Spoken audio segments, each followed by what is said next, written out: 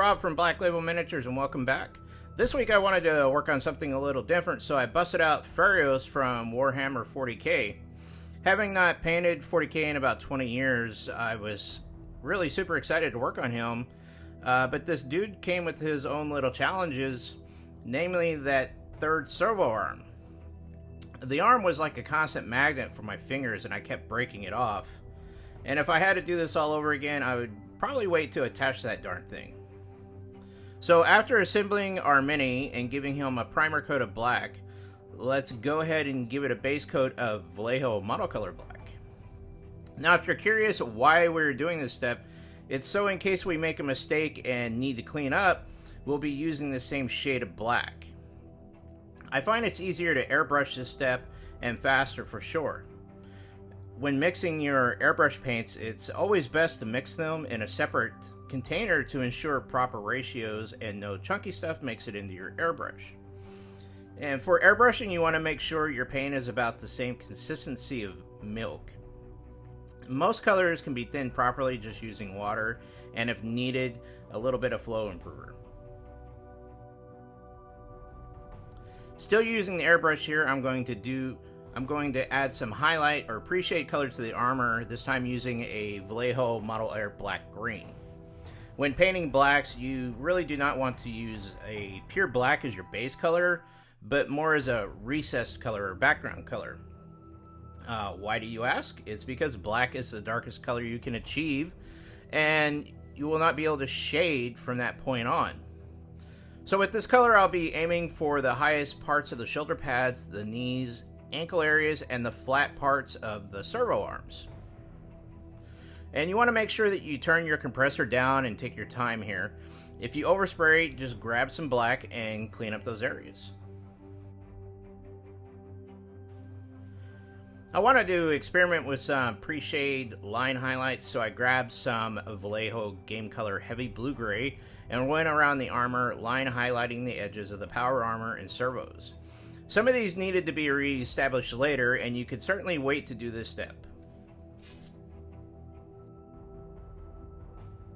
Using Vallejo Game Color Cold Gray to etch out the chapter symbols. For this, you'll want to add a little bit of flow improver to the paint to help it slide off your brush easier. Also be sure to get most of the paint off before doing this, as you do not want to flood these items, because you'll just have to start over. Just take your time. There are about 5 or 6 of them on the model. Now for Thrash Metal, and though I would love to play some Slayer here, I'm obviously referring to Scale Color Thrash Metal. You'll be using this color for just about all the hoses and tubes, the bolters, magazine, ball joints on the servo arms, that halberd looking weapon he's carrying, and do not forget to do the left side of his head in this step.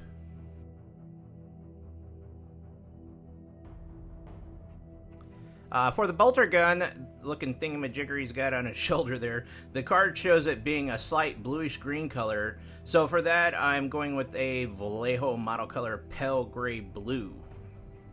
As we are going straight over black here, it'll probably take 2 or 3 coats to cover it. You might want to do this step earlier while you have your airbrush out to make it, for better and quicker coverage. Now for all the gold colored areas, I'm using a Scale Color Viking Gold.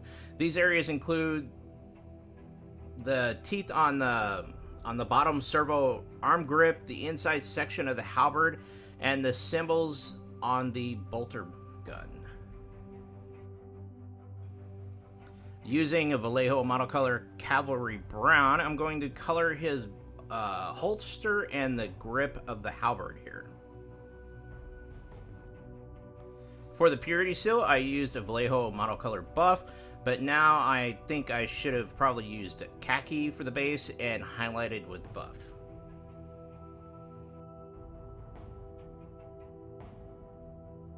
From looking at the card art on this figure, these dudes have some super pale skin. For this, I'm going to use a Vallejo Game Color Pale Flesh. This is a pretty small area with very small details, so do remember to thin your paint out and maybe add a little bit of flow improver to make your task that much easier. Now that the face is dry, let's come back and add some Vallejo Model Color Blue-Gray to the mouth area and the tube that runs around the base of his head. I'm also going to paint that yellow tube here, starting with Vallejo Model Color Black to cover up the Thrash Metal. Then we're going to hit it with Vallejo Game Color Heavy Gold Brown for a primer base with Vallejo Model Color Gold, yellow. And then finally black again for the stripes. You'll want to use the same process for the stripe tube, going from the bolt gun to the power armor.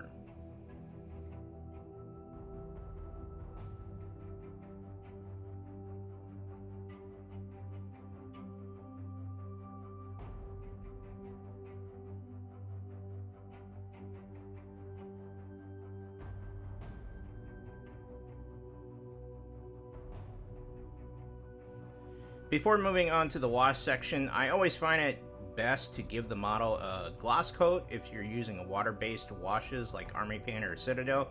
The reason for this is that the paints we are using are water-based and can easily be reactivated in this step.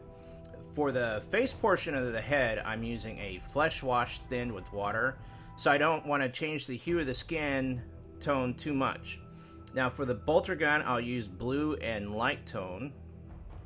The red-brown areas, I'll use a red tone, and for all the metal and power armor, dark tone with flow improver to help keep it from pulling up in any areas where we don't want it. After giving the mini enough time to dry, roughly 30 minutes or so, and then spraying with a matte coat. Curious why? Because water-based paints do not like to attach to a gloss surface. Now I'm using Vallejo Model Air Black Green again, so that we can bring out the areas that need a highlight to give it a little bit more pop and not show as flat black.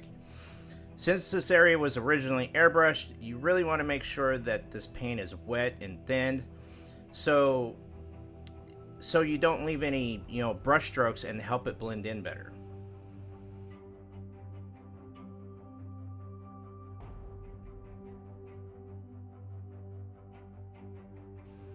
I'm going to grab that Vallejo Model Color buff to highlight the purity symbols. You'll remember earlier that I stated I should have used a khaki as the base and buff as the highlight. You'll see that here because we gloss coated the mini before washing and the area did not darken very well and the highlight is really hard to see.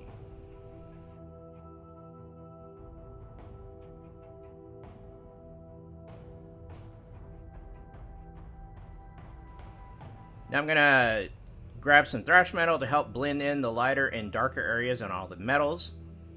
Afterwards, I'll come back with a Scale Color Heavy Metal for an edge highlight. For the head, I'll use Pale Flesh again to clean up the top, the brow, and the cheekbone. After that, a 50-50 mix of Vallejo Game Color Pale Flesh and Elfic Flesh for a quick highlight.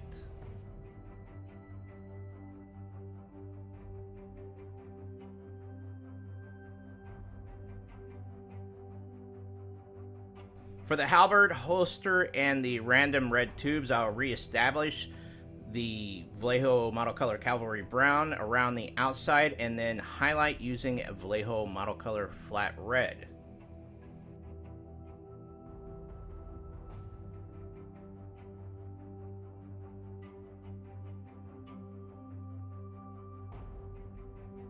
Continuing the highlights, I will work on the power armor using Vallejo Heavy Blue-Gray from earlier. I'll also work on the metal areas using Scale Color Heavy Metal.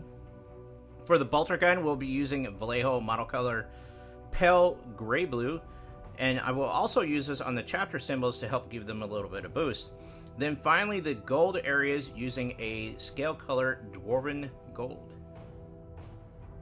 After adding some texture to the base to help blend the model in, I'm going to add some grass and a final varnish for protection, and we are ready to lead the troops into battle. Feirros from Games Workshop Warhammer 40k. Having not painted 40k in about 20 years, I was a little worried about getting this guy just right, and having been sitting on him for some time now. I hope that he's up to your standards, and I look forward to painting more stuff for Warhammer in the near future. As always, thank you for watching. If you enjoyed this video and would like to see more, please consider contributing to my channel using the PayPal or Patreon links below. Hit like, subscribe, and share to help my channel grow, and if nothing else, paint something.